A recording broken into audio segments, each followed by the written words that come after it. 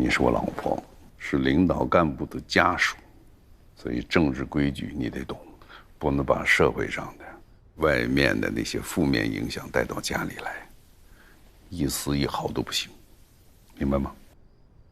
这堂课我已经上了好多遍了，我早就明白了啊。咱不说了啊，来，再吃一块，可甜了，来来，嗯。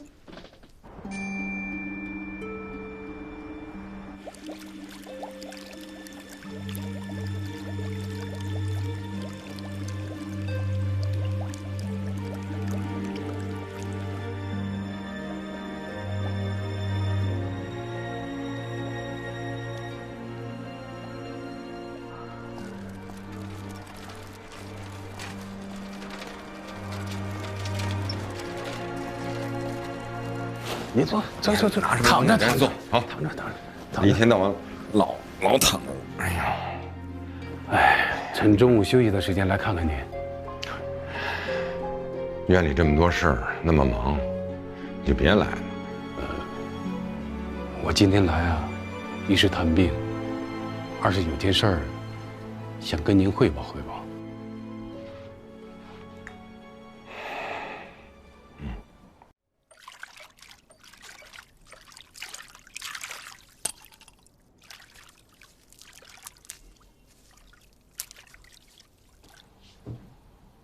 启恒，启恒，你快看！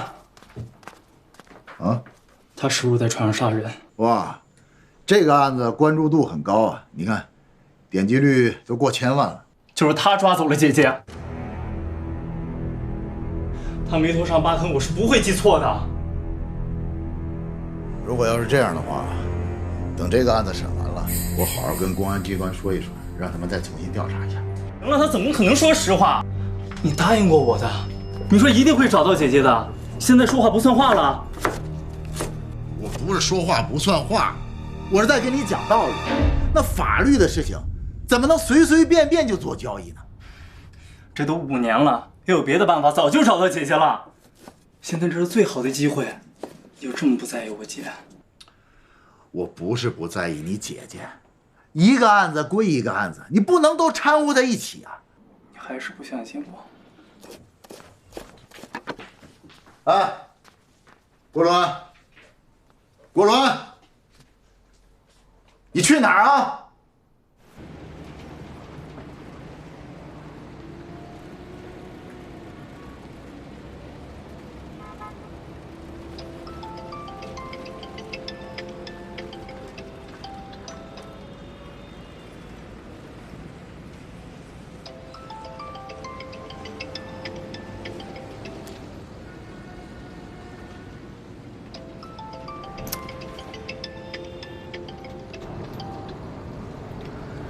喂，郭伦，怎么出狱不联系我呀？你谁呀？嘿，我谁？范大志啊，我谁？范大志。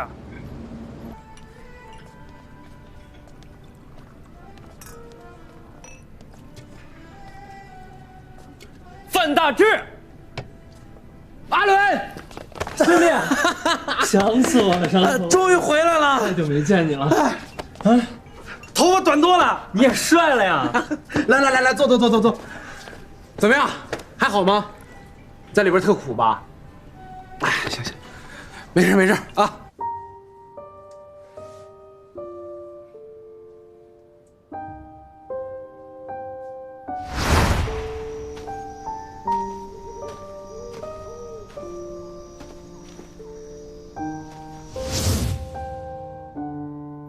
幸好你在哪儿？幸好，你快来救我，我好害怕。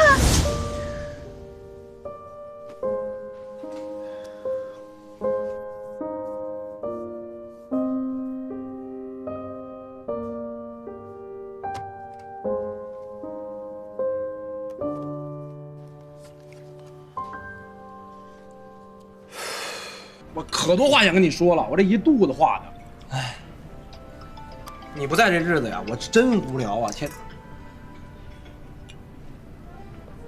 喂，跟我同学在一块儿呢。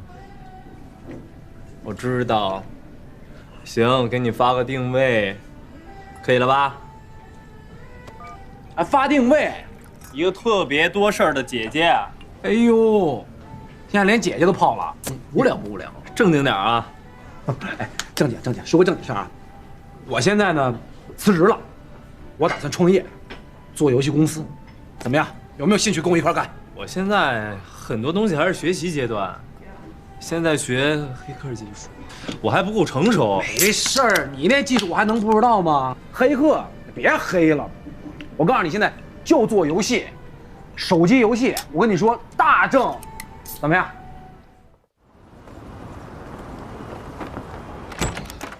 爷爷，人都齐了是吧？队长，大家好，有日子没见。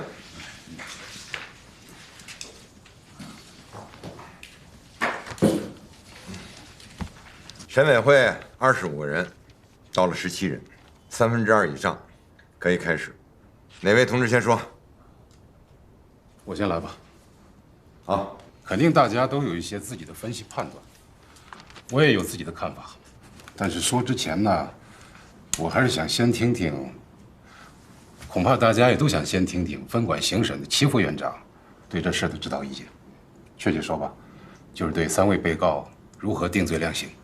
现在争议最大的就是在郑铎的定罪量刑上，不知道你是怎么看的？其实呢，我还是那个意见，这个郑铎啊，一开始他就想抢那袋钱，他为了让别人啊不知道这袋钱的来路，所以呢，将王贵平杀人灭口，犯了这个抢劫罪和故意杀人罪，情节呢比较严重，最高可以判到死刑。如果这样的话，那还真有点对不起。我们跟你的看法有一些冲突。有冲突好啊，真理越辩越清，啊。不过，周厅长，你刚才说的我们，是说的我们审委会大多数吗？啊，口误。我的意思是我自己。要不，我先来谈谈。好。我认为曲院长说的抢劫罪，证据是不充分的。首先呢，这些都是合议庭的一个推测。注意，这仅仅是一个推测，我们并没有实质的证据来证明郑铎想侵吞那袋赃款。根据卷宗，他是在制服王贵平之后才发现的那袋赃款，这其中我并没有发现什么预谋抢劫的犯罪事实。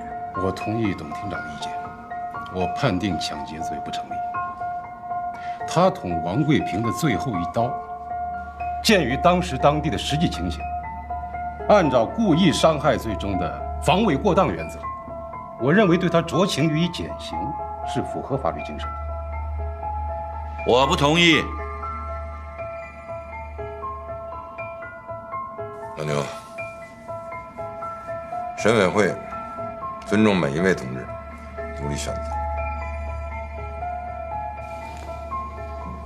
刚才呢，董厅长从细节上谈了一些对此案的看法，我想再从宏观上聊一聊我的想法。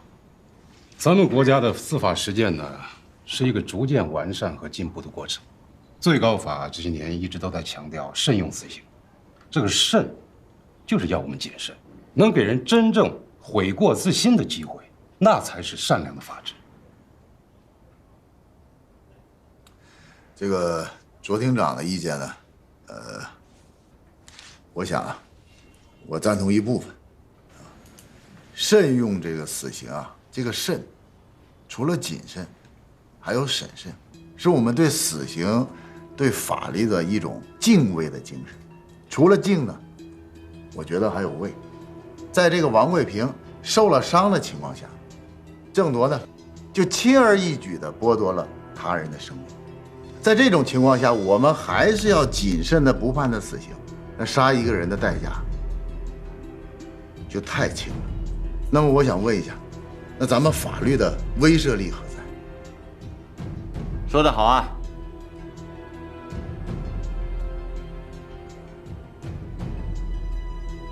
老华，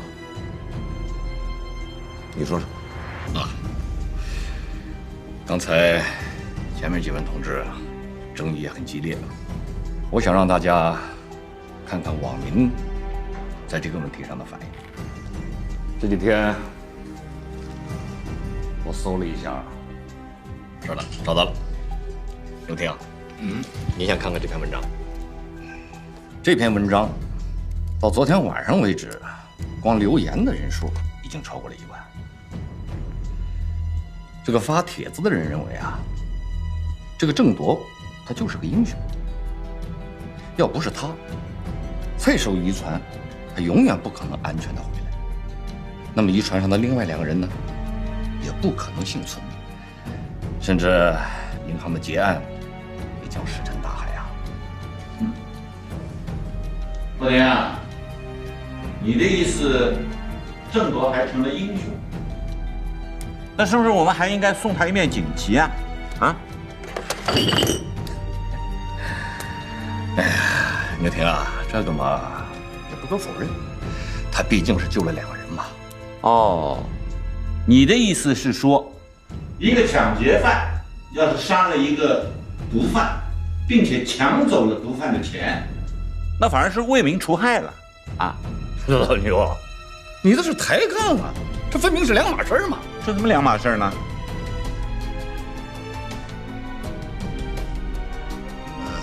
我觉得这个郑铎呀，和他们说的这个英雄啊，有着本质的区别，所以啊，这个说法，我觉得有些偏差。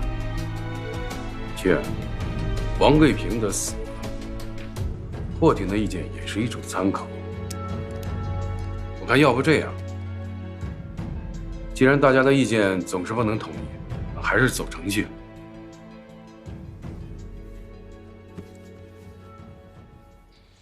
同意表决。同意。圆圆，你的意思呢？那好，那就表决，同意郑铎防卫过当，予以从轻判处，判处有期徒刑6年。请表决。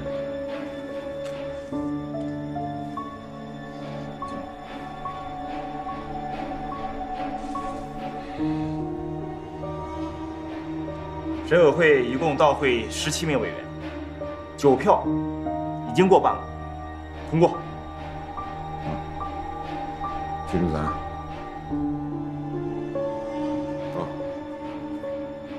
咱们先吃午饭，午饭后接着讨论。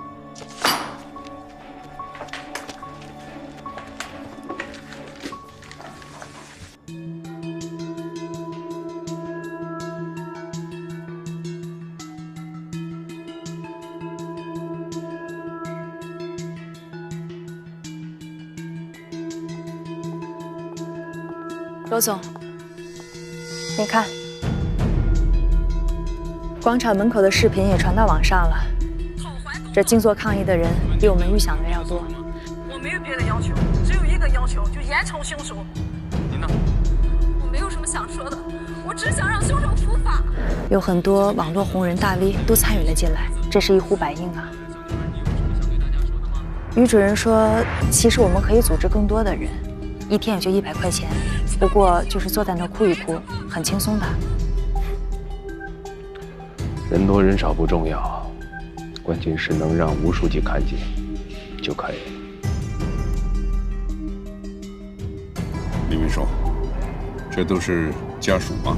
是，有的是死者家属，要求尽快严惩凶手；有的是幸存者的家属，坚信自己的亲人都是无辜的，要求法院赶快放人。胡闹！家属们也就是说，法院一直不给意见，所以才让市委领导替他们定夺。如果再不给个说法的话，他们就准备一起到北京。胡闹！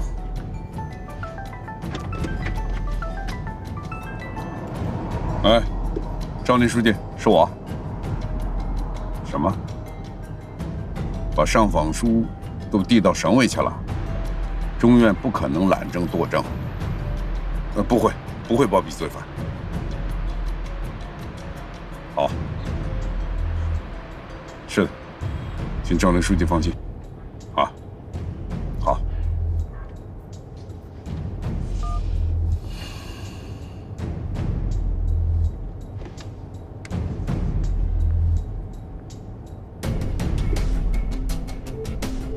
杨国良同志吗？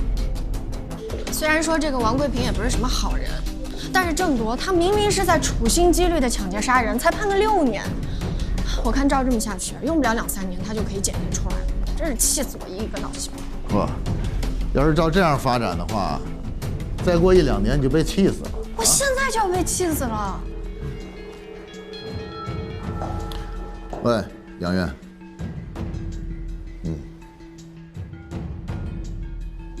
好。好。怎么样？没事吧？没事。如果我们不严惩凶手，老百姓还会继续上网，这样对齐州的平稳发展会不会造成不良的影响？中央、省委乃至全国会不会对齐州的法治建设留下负面印象？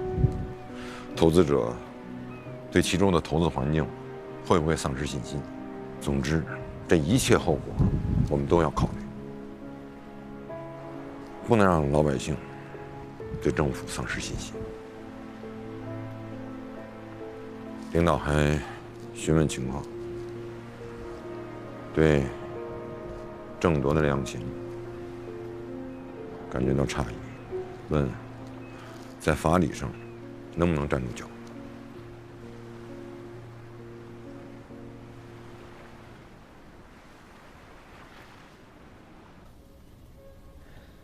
家属的视频都上了头条了，这网上议论暴增啊！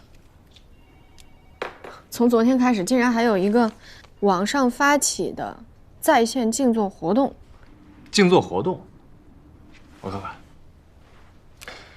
他们是要干什么呀？这是用来声援郑铎的。一个重大案件往往要承受来自四面八方的压力啊，所以啊，这就要求我们法官的脑瓜一定要保持清醒。我就奇了怪了，你们说啊，今年光渔船案发生的就有300多起，所有死亡人数加起来比我们这个单个案件多了，造成的损失也比我们这个案件大多了。以前从来都没有发现说老百姓对这种渔船案件特别感兴趣，为什么就单单对我们这起那么较劲儿呢？这就叫人言可畏。有些人并不真正的关心一些真相，一个突发事件所激发的想象，如果能够震撼的那些人啊，多愁善感的那颗心，那么哪怕其他的事件它的后果要比这个事件严重的多得多，但他们依然会天天念叨这个事件，真不知道该笑还是该恼。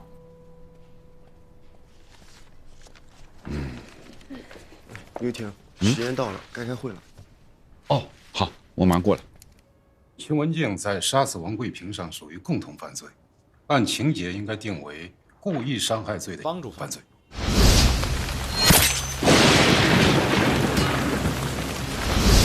齐文静想推刘凯下船，见其没有落海。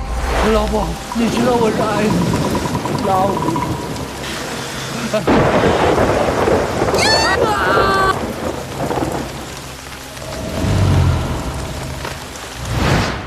这种一而再、再而三的想害死刘凯，就算其中有可以终止犯罪的机会，都全然不顾，痛下杀手。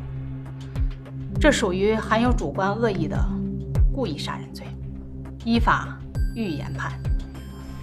我认为判处他死刑是合情合理的，同时也给被害人家属一个可过得起的交代。听，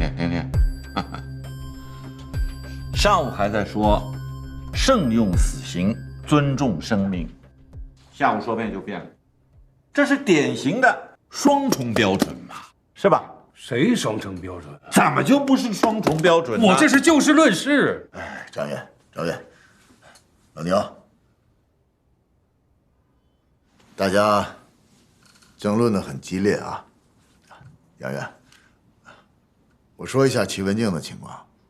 这个齐文静呢，杀死这个刘凯啊，他是有原因的，是因为刘凯啊，长期的对齐文静，肉体和精神上进行暴力，这一点呢是有证可查的。可是大家想一想，人活着是要有希望的。如果要是前面是看不到头的恐惧，人活着是没有勇气的。在这个时候呢，齐文静在船上好像看到了一个机会，这个机会啊，可以让他摆脱痛苦，摆脱恐惧。于是他就选择了，但是他错了，他选择了一个毁掉他一生的一个选择，他杀了刘凯。我想问一问，他的这种情况不符合法律当中所规定的减轻的这个标准吗？难道非得让一个孩子，一个7岁的孩子背负一生没有父母的痛苦吗？姐，你这个才是双重标准。郑铎救人你不考虑啊？齐文静，你反倒要仔细考虑起来了。你说的对，啊，不应该有双重标准，应该统一标准。每一个案子，每一个人都要做出最符合事实的审判。如果我们有些人为了其他的目的，不管是为了社会的稳定还是经济建设，或者是他人的仕途，我们来操弄法律的话，那我们就对不起我们身上穿的这个法袍，我们就没有资格今天在这里讨论这个讨论那个，用哪一条的刑法来给这个人定罪？因为最应该定罪的就是我们这些掌握法律的人。七月，不好意思，你说的过于激动了。就是因为他曾经被虐待过，就可以杀人了吗？不错，问题是齐文静在刘凯生命危机的关头，不是过失啊，是主观故意将他弄下大海的。故意杀人的情节非常清楚，而且还有相关人员作证。后来他又为了逃避法律的制裁啊，跟另外2位被告共同编造了自行跳海的谎言。请问这一切有符合从轻判处的条件吗？卓婷，我说的是酌轻轻判的基础，它有这个可能。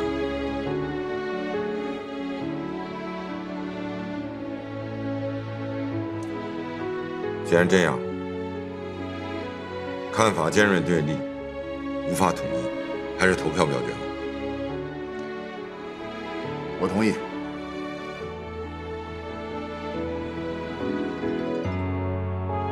我建议判齐文静死刑，但缓期2年执行。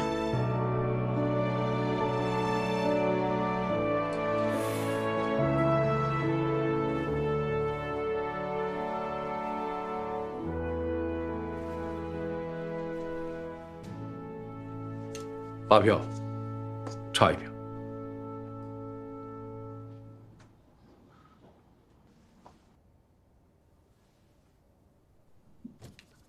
同意判处齐文静死刑的，等等。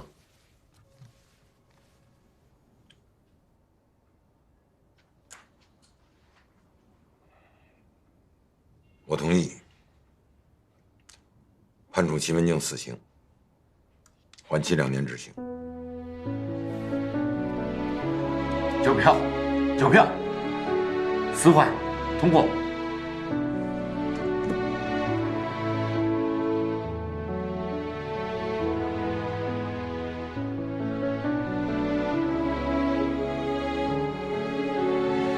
全体起立。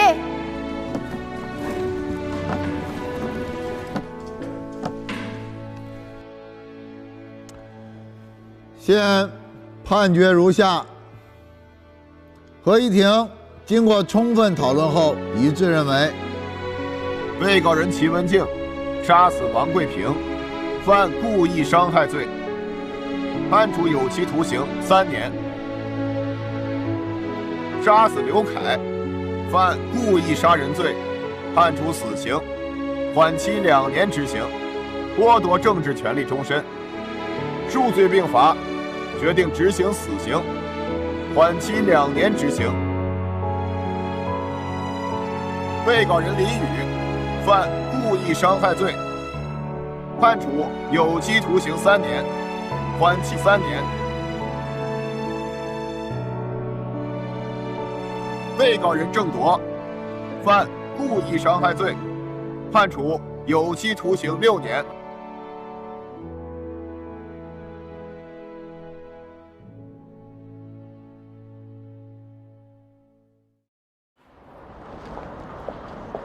齐远，啊？为什么？什么为什么？为什么郑铎他装病就只判了6年，而齐文静他那么可怜却要判他死刑？为什么？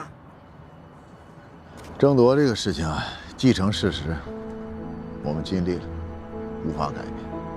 齐文静呢，的确是罪不至死，但是审委会啊，有一些人的想法很难改变，也许只有死缓，才能说服其中的一个人改变他的投票。可是虽然判了他缓刑，可是也是对他的一种宣判，就等于说告诉世人他罪大恶极，你让他以后如何面对自己的女儿？难道这就是我们追求的法律的公平和公正吗？马拉松，只要人活着，就会有希望。这个法律又不是给齐文静一个人定的，又不是只判他一个人的死刑，你为什么不想法律救了他呢？现在给他判了一个死缓，没准啊，他可以通过这个死缓，变成无期徒刑，也可以变成20年。如果你今天纠结，那没准最后的结果就是必死无疑。如果不能白纸黑字按律执行，宣判的结果都是要靠人投票的话，那我们辛辛苦苦，我们学了4、5年才考过的司考有什么意义？我们那么辛苦背的那些法条又有什么意义？马拉松，你不能以偏概全。你问刚才说的，法律还有公平公正吗？我告诉你，这个世界上没有完美的法律，也没有完美的审判。那任何对事实真相的审查，都是过去已经发生过的事件的重新理解，所以它不可能没有偏差。如果我们要能做成这样，就已经不枉法律赋予我们的神圣职责了。齐远，好了，你别说了，我知道你想不通，想不通，你慢慢想，我相信你会想得通。对了，郭伦怎么样？他挺好的，他现在住在小学同学范大志的家里，然后1、3、5照常去上手游开发课。好，哎，我也是真服了他。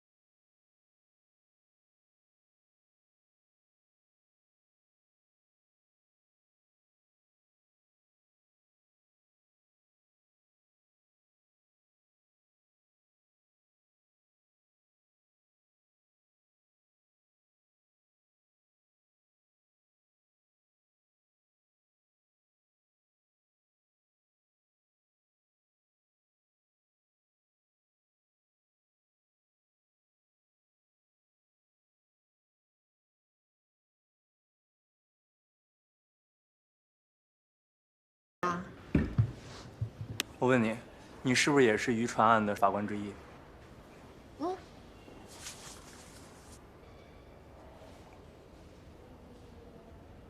这人资料你有吗？郑铎，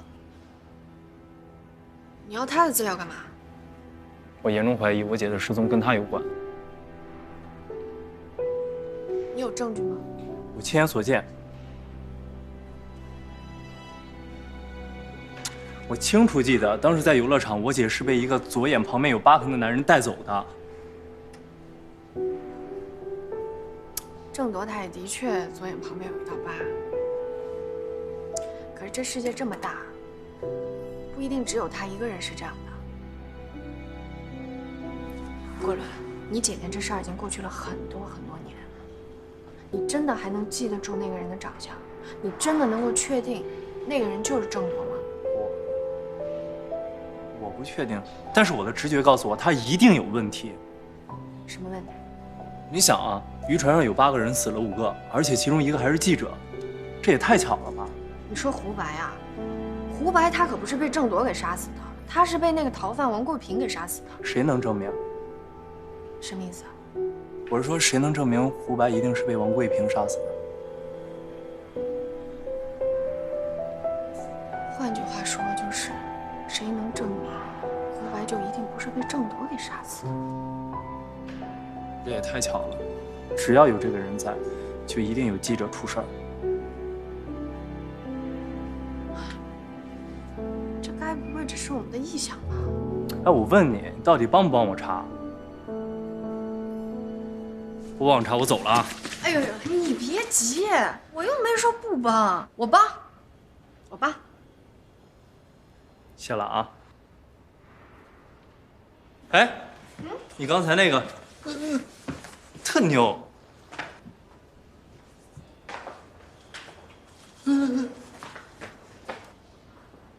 You can you up, no can no baby。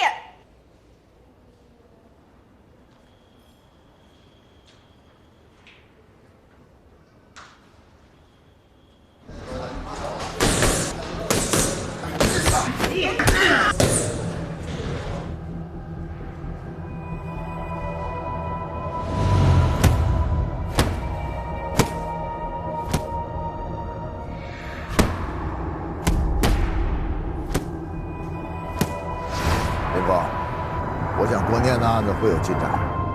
老伙计，我非常了解你的心情，但是单凭直觉不够立案的标准啊。我知道，我也就跟你说说。再说了，郭建的案子你又不是不清楚，但凡有一点线索，早就有进展。咱们不能单凭一个直觉去把人抓起来了。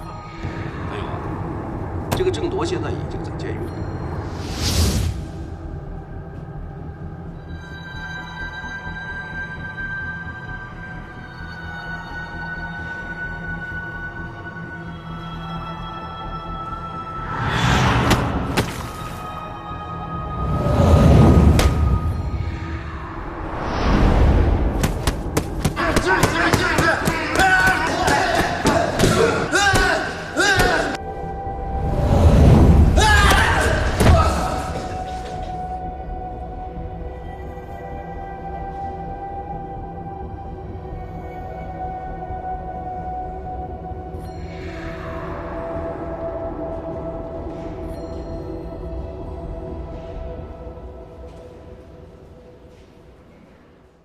慢点，罗总。没事没事，你先坐。哎呀，罗总，要不要我去给你倒杯水？没事没事没事，不用，没事。那都不早了，你先回去吧。啊。张工他们还等着您给北城3期的项目规划书做指示呢。要不，明天再说。对，明天再说吧，明天再说。好，回去吧。好，那我先走了。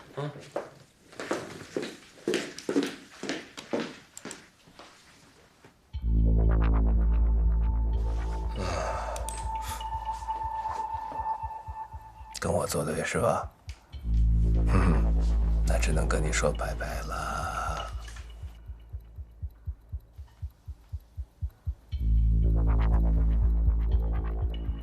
我跟你男人之间的事儿还没完。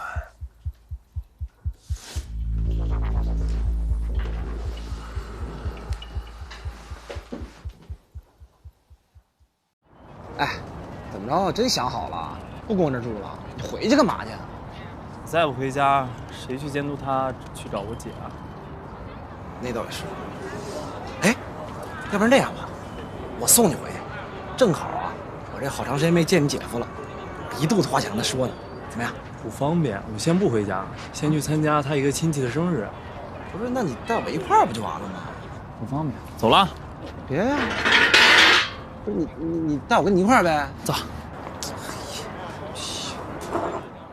哎，要不是菲菲生日啊，还请不动你这个大领导。哎呀，你净瞎说，嫂子。哎呀，我早就想啊，看看你。哎，郭伦来了。哎呦，你看你太客气了，还带什么蛋糕啊？快快快，坐。哎，人都到齐了，开吃吧。国伦，跟你打招呼呢。嫂子。哎，真帅啊！都这么高的大小伙子了，别客气啊，吃吃吃。菲菲，生日快乐！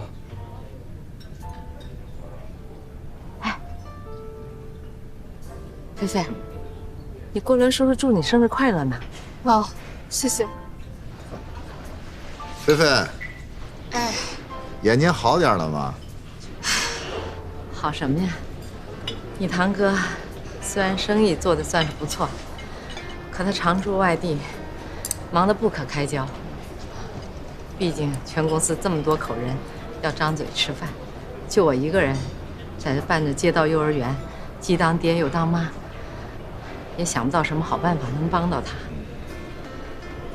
嫂子，辛苦你了啊！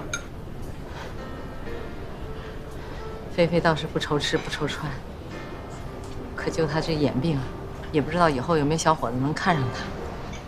他早就想多了，蚂蚁那么渺小，还会坚强勇敢的生活呢，何况菲菲啊。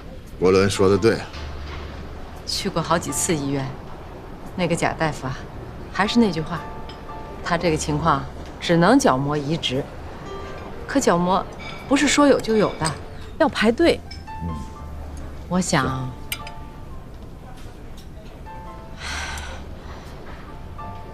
齐航，你好歹是法院的大领导，我想，如果你能给医院的哪个领导打个电话，那礼物我都备好了。妈，菲菲，没关系。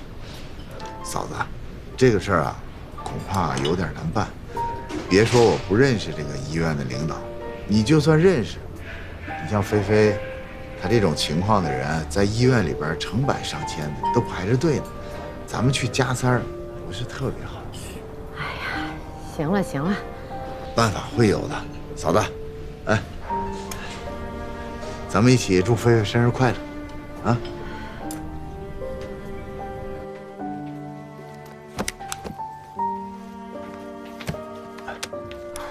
你这又怎么了？齐大法官，这是我的私人空间，您不知道进门之前要先敲门吗？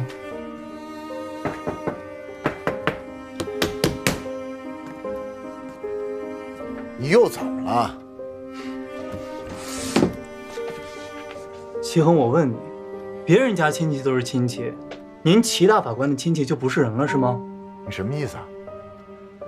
我姐嫁给你那是因为她倒霉，我作为你内弟，我也认倒霉。可是菲菲跟你有血缘关系啊，你又这么冷血，要像对我一样对她，她眼睛有残。你这个事儿跟菲菲的不一样，她角膜移植都找关系，不排队，给院长打电话，那其他排队的人怎么办？医院是不是乱了？社会是不是乱了？你这样能行吗？你就是一嘴炮亲戚，你去管那些官商病人啊，让他们不要去霸占稀缺医疗资源，就会管自己的亲戚。我明白了，怪不得想不到我姐呢，连自己亲戚都不管。你别动不动什么事儿都拐到你姐身上。我不想跟你说话了，请你出去。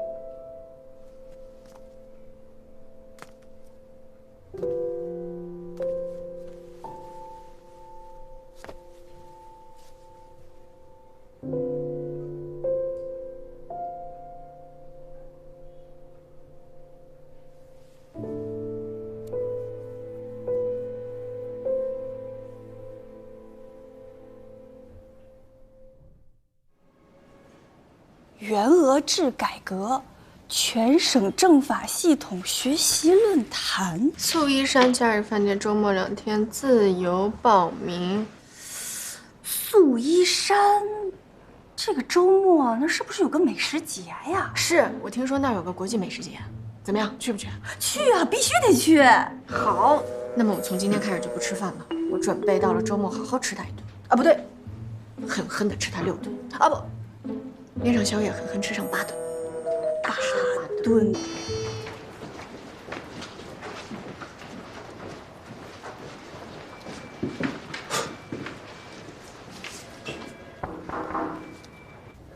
牛听好，我来报道了。哈，王默来了。